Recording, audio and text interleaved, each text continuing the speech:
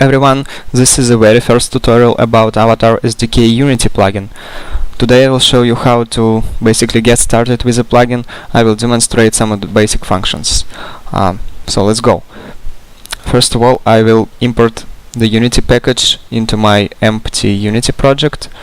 You will of course download it from the asset store. I already have it in my local file system, of course. It will take a while to decompress the plugin. It has quite a lot of files. Some of them are related to the machine learning algorithms. Also we have a number of predefined FBX animations for the samples, facial animations. Okay, it's already done. Right after the project is imported for the very first time, the important things happens. The plugin unpacks and places a folder called streaming assets directly into your project root in the asset folder.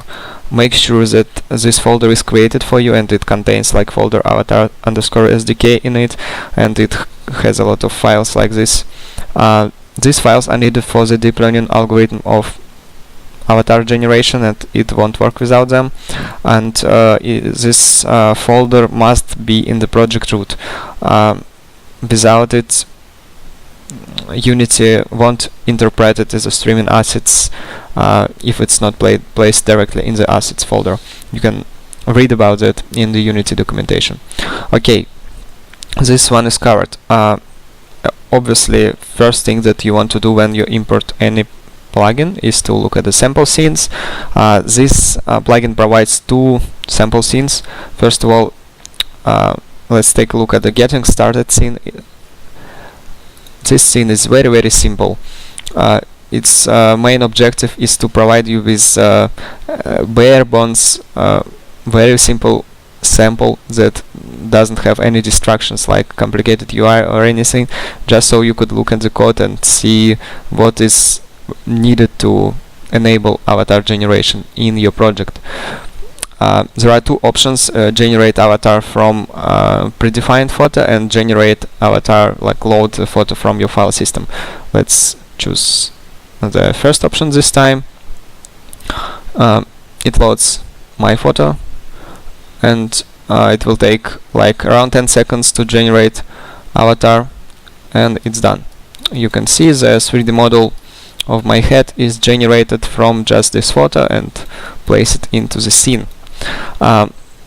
This is all this scene contains, and there is no point looking at it any further. Let's open the second scene instead.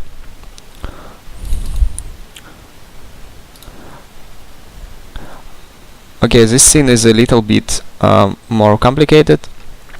It shows like all avatars you have already generated on this computer, and also offers you two options. Let's select this one this time to load the photo from the file system. I have a folder with photos of my colleagues. Let's choose Ilya, and like we'll generate a couple of photos. This one is okay. You can generate an arbitrary number of avatars at the same time, as long as you have RAM to support the calculations. As you saw, like two of them were calculating simultaneously. Okay, let's take a look. This is the avatar we got, and this sample has a little bit more controls.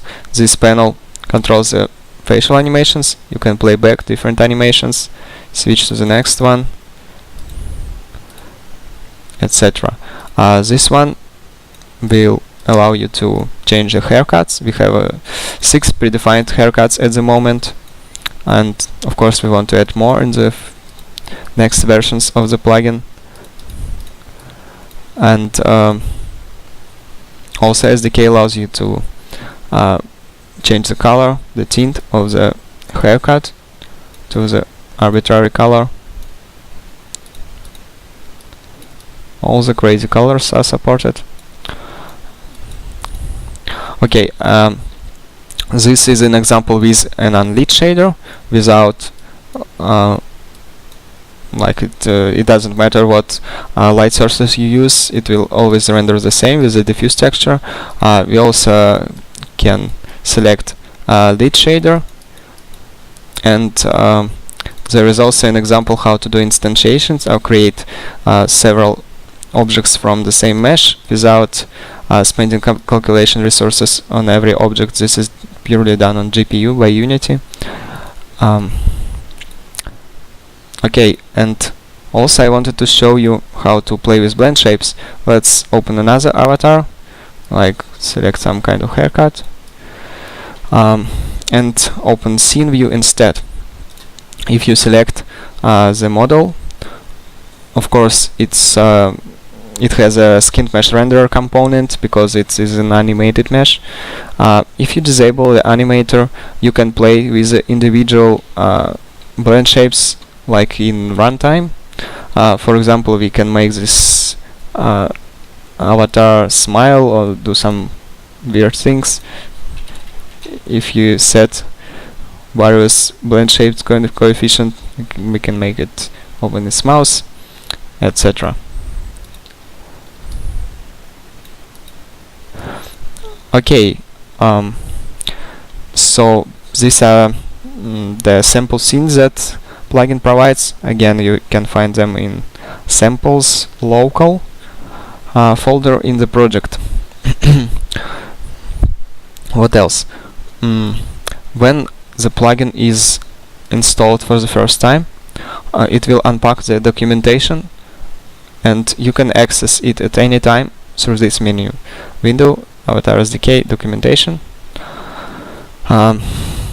It will contain the documentation in HTML format. This is a requirement by Unity, like every new plugin with scripts should contain a full reference in this kind of format. It contains this start page with some useful links, getting started instructions, frequently asked questions, and stuff like that. Of course, it also contains like a full reference to the classes and methods that are used in the plugin. You can look at it at any time if you find it useful. Okay, let me cover the first question from the frequently asked questions. Of course, this is like everybody asks how to attach the 3D heads to their full body characters to generate full body avatars. Currently we do not have the sample that does it, but we will have like in the next version or so. But even now it can be done. It's actually pretty easy to attach the head to the full body model. All you need to do is to find an arbitrary 3D body with a skeleton, detach a head from it with some kind of 3D editor, and import it to Unity. Then you should write like a simple C# script to set a bond weight of 1 to every vertex in the generated 3D head, and a bond index should be equal to the index of neck or head bone in your skeleton. So the bone that usually head is attached to. Usually this bone is called head or something like that. Once you do this, it will rigidly attach the head to the body, and if you do everything right, you should get a result something like that. As you can see, it animates okay, and of course you will have a problem with the seam between the neck and the body, and you will need to cover it somehow with a collar or something like that, like it's done in this model. We want to address this issue in the future as well and provide some algorithms to merge neck with the rest of the body, but yes, this is how it works at the moment. Another thing I wanted to cover is like everybody asks where avatars are placed in the file system, how to like get a 3D model. I will show you on my computer. This folder is here. You need to go to application data, local low, then to your company and to the name of the project in Unity. And if you select the correct directory, it will have avatars in it, and you can open any of the avatars folders, and it will have like all the files that are needed to display the avatar in a scene. This model head bolt, for example, is a mesh. So yeah, I opened it in software called MeshLab.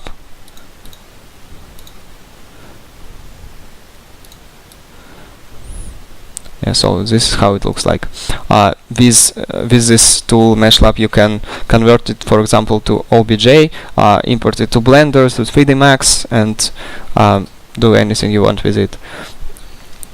Okay, probably the last thing I wanted to cover is how it actually looks like in the code.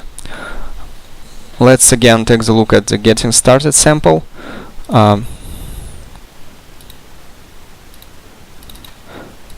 When we press this button, it calls the function that is like called generate and display head. It accepts an object of the class raw photo, which is just basically a collection of pixels and width and height of your image. You can obtain this data from any texture 2D in Unity or from JPEG or PNG image, and the code in the getting started sample actually even shows how to do this in these two functions. Let's take a look at the code. There are a couple of important calls here. First of all, you should call initialize avatar with this argument photo. It will create a folder in your file system where I showed you with this photo, with a proper name, with a proper format for further algorithms to work.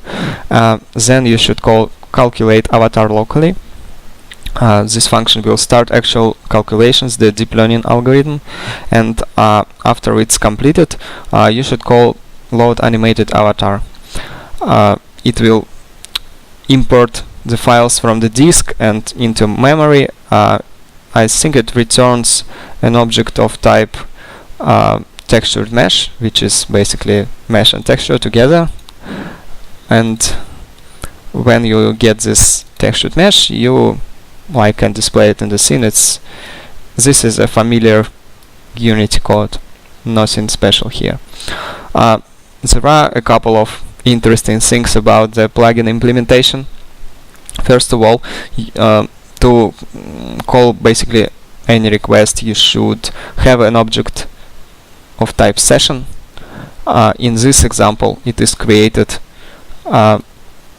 when this mono behavior is created right in the constructor, and you should also always call dispose for this object, because otherwise you'll have memory leaks or other nested stuff.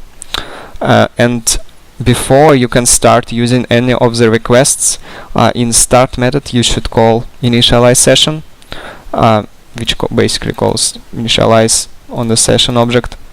And you won't be able to call any of these methods until the session fully initializes. In this simple sample, we just wait until the session initializes before proceed further in the code. This is because while session initializes, it loads native libraries into memory and also some of the resources needed for the deep learning algorithm, and none of the methods will work before you initialize the session.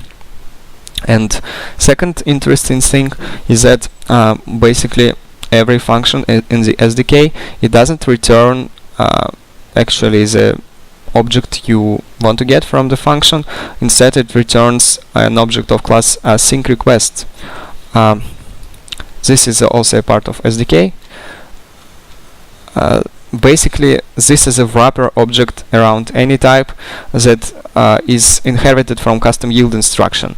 This is a Unity provided type that has this kind of property, keep waiting, and the yield mechanism in the coroutines depends on this keep waiting method. Basically, anything that overrides keep waiting, you can yield on it in the coroutine, just like that. In this sample, we instead wait on the return value of the await function, but it doesn't really matter. This function just basically wraps this request object with a while loop and updates the progress on the screen when the progress changes. If you don't need progress, you can just basically omit the wrapper function and yield directly on the requests object. Why is it done so? The alternative would be to use standard callbacks, but if we went with callbacks, you wouldn't be able to write sequential code like this. As you can see, this method is fully asynchronous. It will asynchronously initialize avatar, it will asynchronously calculate an avatar without blocking the main thread, and if you used callbacks instead, we would have like 10 different functions. With coroutines, we can write it much more easily just in a single function. Everything very simple. So I think that's all for today. If you have any questions, please post the comments below the video or write to our support. I will put the links in the description of the video. I hope this is not the last tutorial, and okay, enjoy Avatar SDK. Goodbye.